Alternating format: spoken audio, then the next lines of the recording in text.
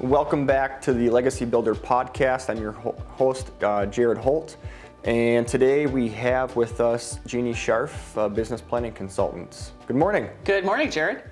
So this podcast, it's all about talking everything business. It's about understanding your business better, anything from the soft side to the financials, but we also talk about a lot of things that even if you're not a business owner, you can benefit from. If you have a family or if you have obligations or goals, you will take something away from these podcasts. And today's topic is no different. It's about creating a budget and understanding your cash flows. And I'm just going to stop there and ask you a question. Why is this so important right now in today's environment? Well, in today's environment, we are coming off of a year like none other, in my opinion. And has your business performed to the expectations you had for it in 2020? That's something you'll find out or have already found out as we run through the end of the year. As we go into 2021, how is your business going to perform? What are your expectations? And are they different from what's occurred in 2020? Mm-hmm. This budget process is a key for any business for the coming year or for the next few years, depending upon what your vision is for your business. Yeah, absolutely.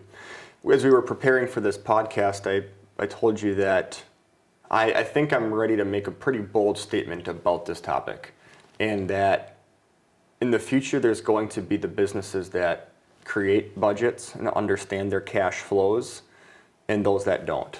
And those that don't, if you don't understand how you're making money or what the upcoming year might look like, or even the next quarter, with the market volatility that we've seen, I'm not talking about the stock market, just overall, I don't care what business you're in, you could get your face ripped off. That's a very bold statement, but we've seen those businesses that have been able to adapt and change at a fast pace this year, and they're the ones that are out ahead.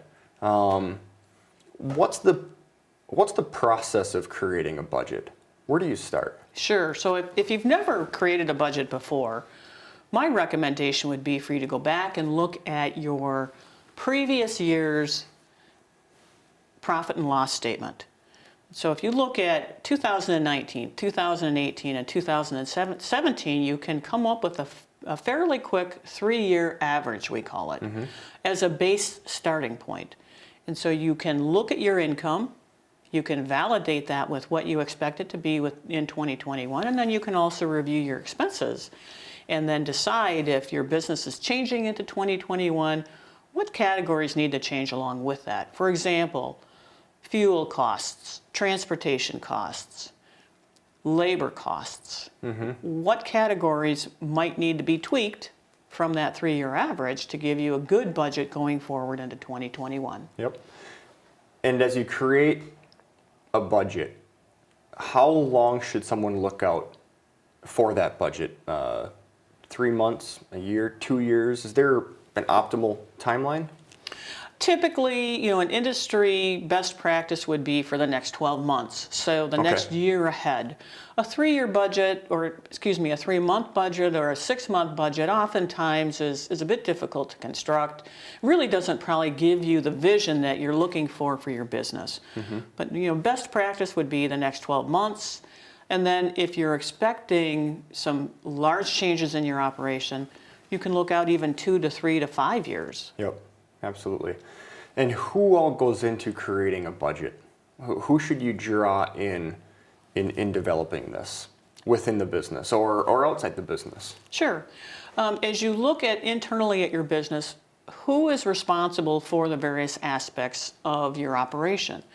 So if you have an individual that's in charge, for example, of a crop operation, another individual that's managing a livestock operation, depending upon how diversified you are, you may bring in those key managers to really understand what they're going to need and what they're seeing in terms of additional costs, fewer costs, and production levels.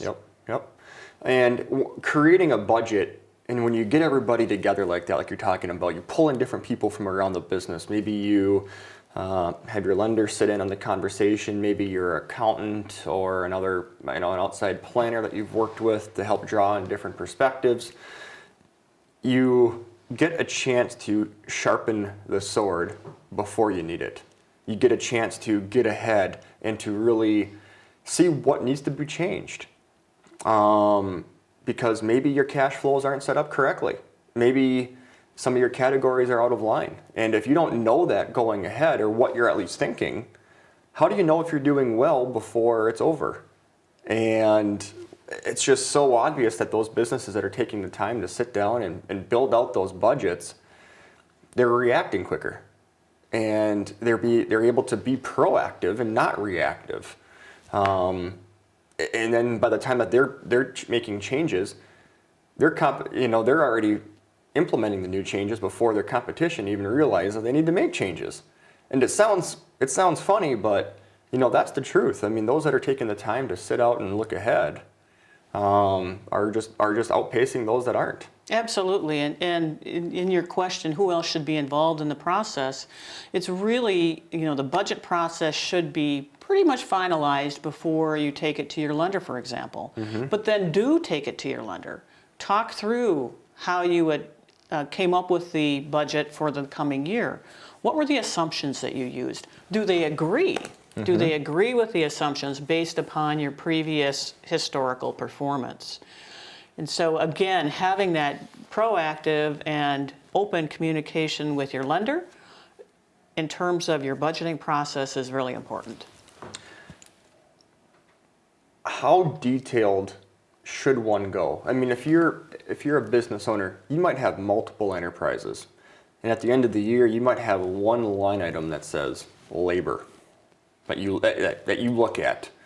How deep should you go in creating that budget? Well, really, if you have multiple enterprises, some of the things that you hear in the industry and have heard probably from your lender historically is, do you complete enterprise analysis? In other words, do each of the segments of your business, are each of them profitable? Do you know how many expenses are being allocated to each segment of your business? And so it's important to try and get to that level for more complex operations. And it does take more time to get that deep, but as your business grows and scales, that's really what can allow you to realize where you're really making your money or you're not, and fine-tune those areas. Absolutely. I mean, I can't tell you how many times that we worked with clients where they have 3, 4, 5 enterprises, and they've never pulled it apart. They've never understood where they're making their money and where they're not. And once you start dialing that deeper, doing budgets and cash flows on an enterprise basis, and I don't care if you're a construction company and you do new homes and remodels, if you probably need to understand the difference between those two enterprises and how you make your money and what your margins are. If you're a row crop operation, the difference between corn and beans. But you just can't dial in like you need to until you really dig that deep.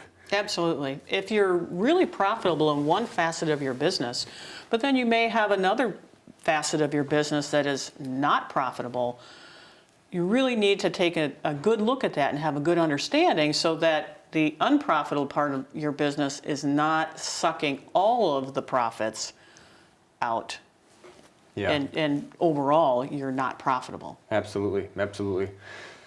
So if you created a budget, Jeannie, now what? You take the time in December between the holidays and all the extra pie to sit down and put together a budget for the upcoming year. Is that just a dust collector or a coaster going forward, or what do you do with it? Well, really, you should keep that budget top of mind. And so as you're doing your accounting throughout the year, you should be really comparing your actual performance to that budget. Mm-hmm.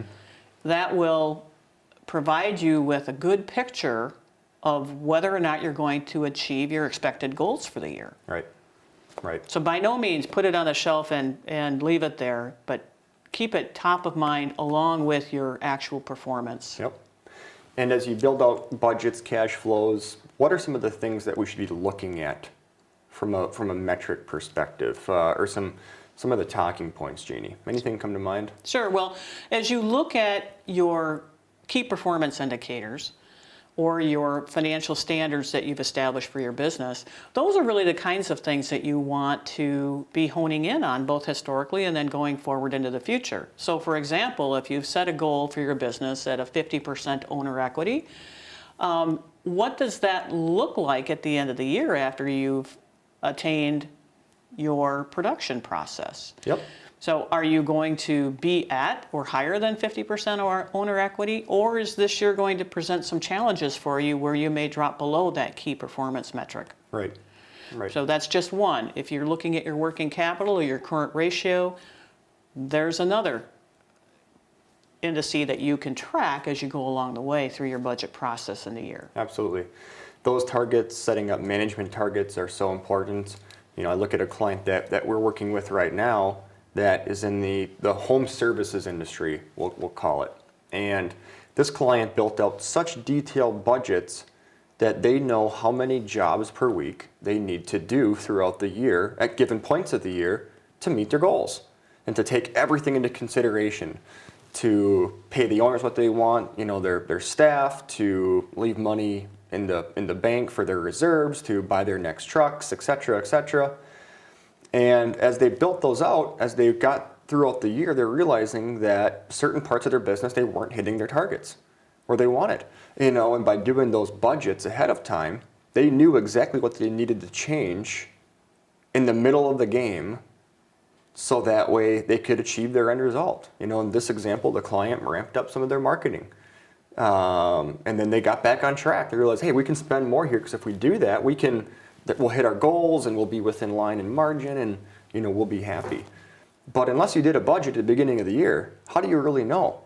It's kind of like having a game plan. In sports, you gotta have some plan before you go into battle to know if you're gonna come out the other side correctly.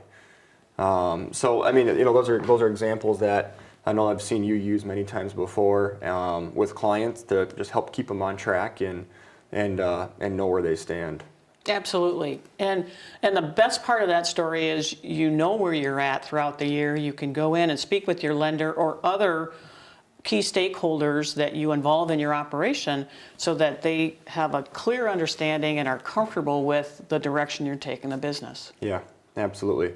And as you're scaling your business or growing your business, having a detailed plan can allow you to take your businesses in directions that otherwise you might not have been able to go. Those businesses that have become stagnant or stale and do the same thing, and all of a sudden they're finding themselves falling behind, oftentimes it's because they're not understanding their business well enough, or they're not planning ahead. They might say, well, we never have money for that. Well, you might not have money if you don't plan for it. Otherwise we usually find a way to spend our money, and so leaving that extra money set aside for those goals, those future endeavors, and creating some of those different buckets can be so valuable. And we see those businesses that do that, again, they're just outpacing. They're making sure that they're having enough profit in their business to set up for a down payment on their next investment in their business, and they can just keep going where they want to be, and then things can just kind of click in line as they keep moving forward. Absolutely. So with that, we've talked about the budgets and the importance here. As we wrap up, this is a shorter session, but it's just one that's so timely, because we're coming into the end of the year. We're coming through a year like none other. And like we said at the beginning, there's really going to be two types of businesses: those that understand their numbers and their cash flows, and those that don't. So with that, Jeanne, anything else that we should end on or touch on before we wrap up? Sure. And I look at a budget as really an important part of that planning process. You hear people talk about knowledge is power. In this case, knowledge is certainly power. If you do not do a budget, as we talked earlier, how do you know where you're going? What's your roadmap? What's your journey for the next year? That budgeting process is critical to providing you with that knowledge so that if you take a wrong turn, you can make a U-turn and correct your path. Or perhaps as equally important, if you're provided with an opportunity for a new investment, you know exactly, or potentially a very high probability that you can either take advantage and invest in an opportunity or not. Yep. And so that knowledge is power. You brought up a point here that I should touch on, and as you look at that, if you don't have a budget, how do you know how to price some of your product? And whether you're in construction or you're in agriculture, at the beginning of this year and throughout this year, if you're in agriculture, the commodities that you're selling, the prices have not been very favorable for a lot of different industries. Now we look here, we're sitting in Q4 of 2020, and corn and beans, for example, have recovered significantly. And if you knew your working capital or your liquidity throughout the year and what your capabilities were, you might have left yourself open for sunny times down the road instead of having to just sell on out of fear, or just because you needed some cash in the bank. For example, we had a client tell us recently that they had to sell some of their product just to pay bills. Well, that might not be the most optimal setup because they might be setting themselves up for losses, unfortunately. And part of this, if you do a good budget, you should understand your cost of production and your break even. And again, that break even of where do I need from a revenue perspective, even a production metric perspective, to cover all my costs and my debt servicing and any other goals that I have. And if you don't know where that's at, all of a sudden your business can kind of get eaten away year by year without you even knowing it. You hit the nail on the head. Really, that budget process helps you understand what your future cost of production is going to be so you can do that very thing, market at hopefully favorable levels as the opportunities are presented so that your business can remain profitable. Yeah, absolutely, absolutely. Well, Jeanne, thank you so much here for taking some time to talk through this. If anybody wants some additional information on our website at ascentamn.com, we do have some resources available on these topics about creating a budget, about cash flows. We encourage people to go check it out. It's all free. Until next time, Jeanne, thank you so much. Thank you, Jared.